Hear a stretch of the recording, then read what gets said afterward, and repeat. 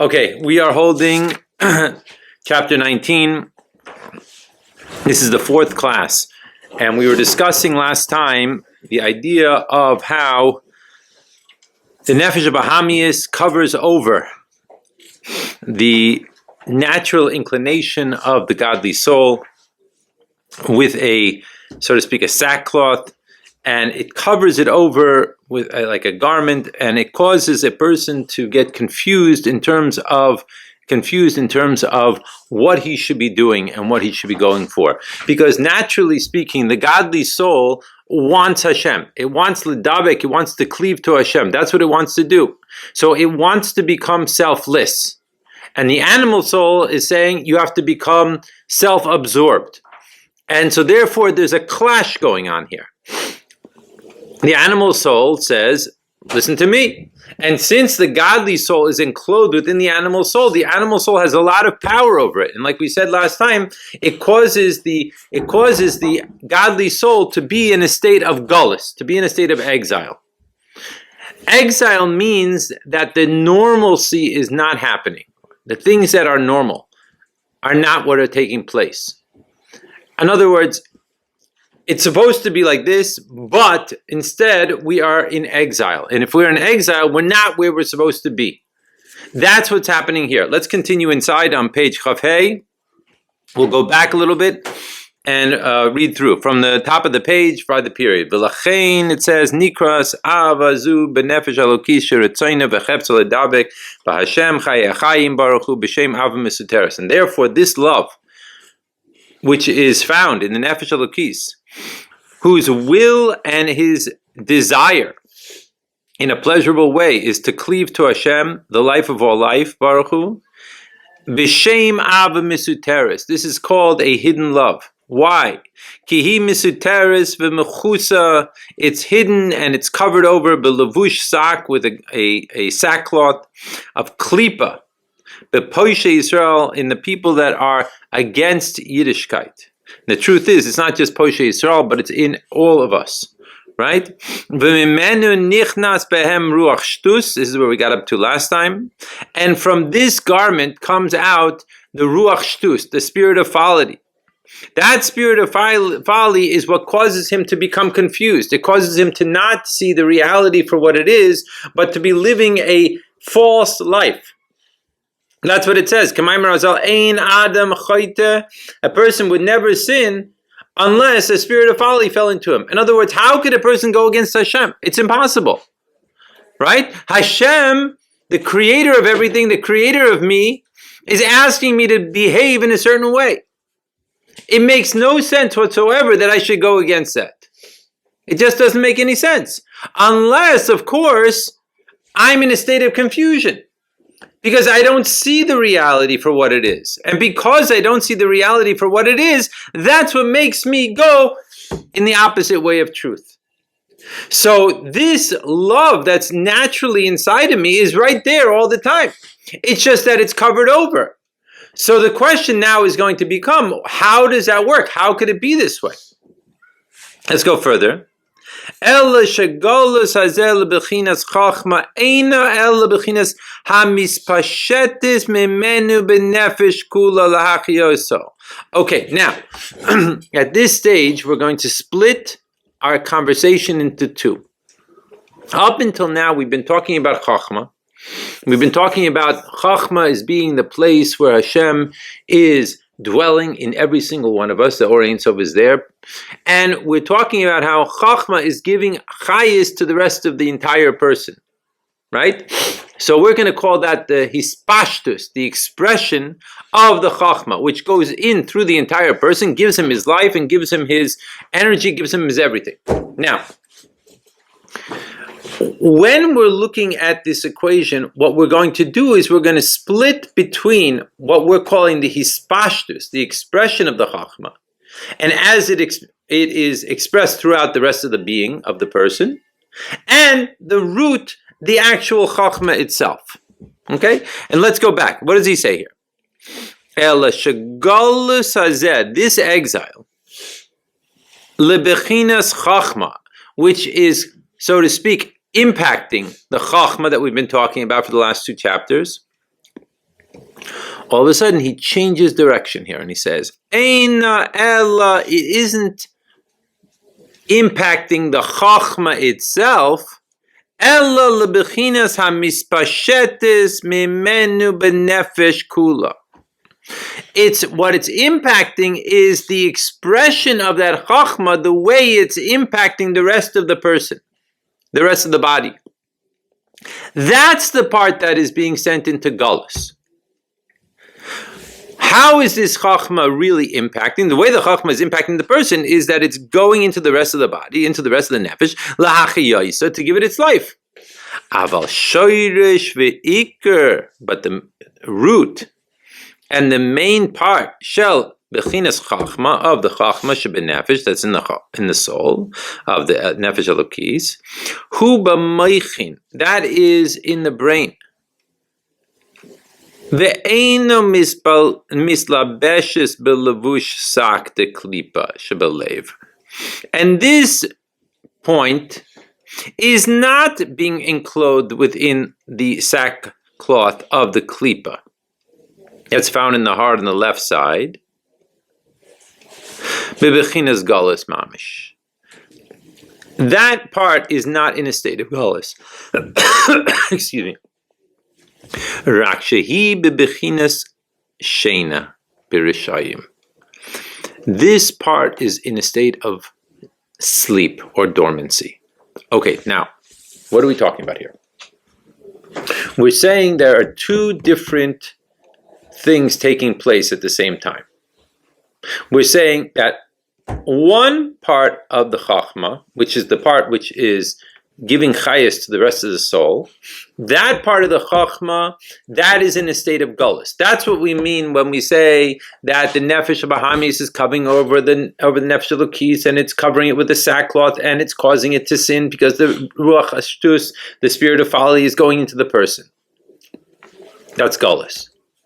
The second part that we're talking about is the actual chachma itself.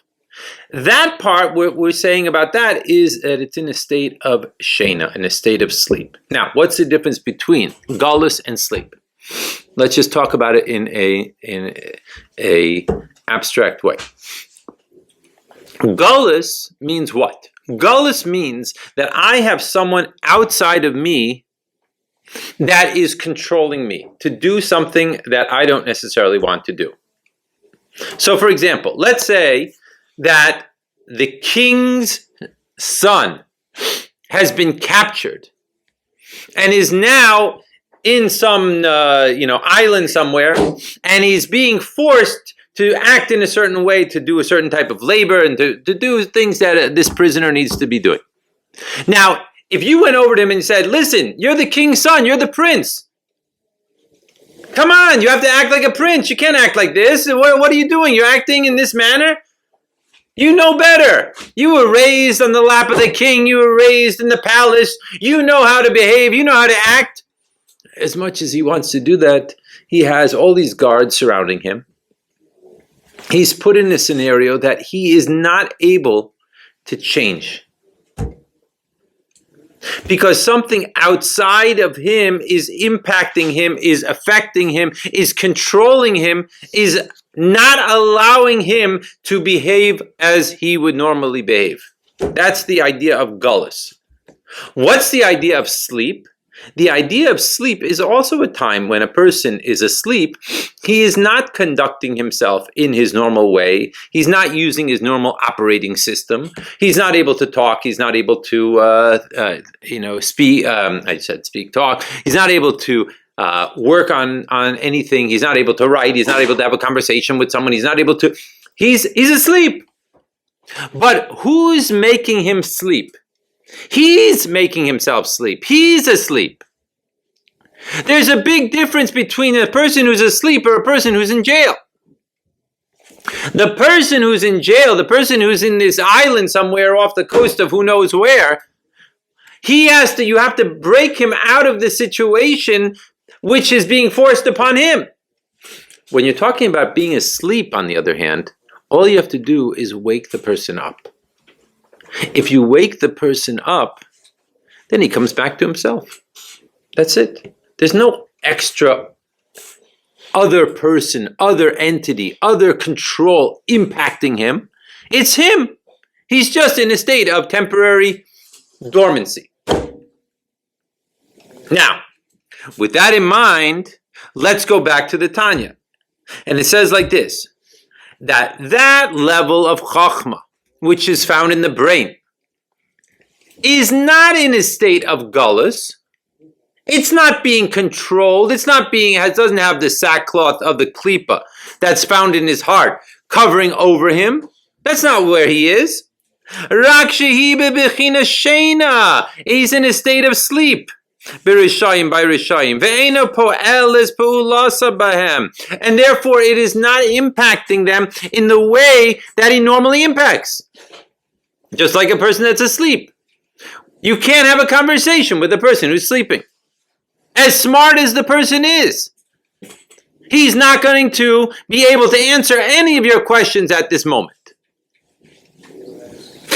Kol zman sha'asukim b'da'asam v'binasam b'taivas ha'olam. So as long as this person is using his mind to be immersed in the taivas, in all the desires, and all the, so to speak, action of this world, so as long as that's what's happening, so this part of him is in a state of sleep. It's in a state of dormancy. That's where it is. That's the story. That's what's happening. So what do you have? You have a person who's focusing on in being involved in taivas olam hazeh, as they say.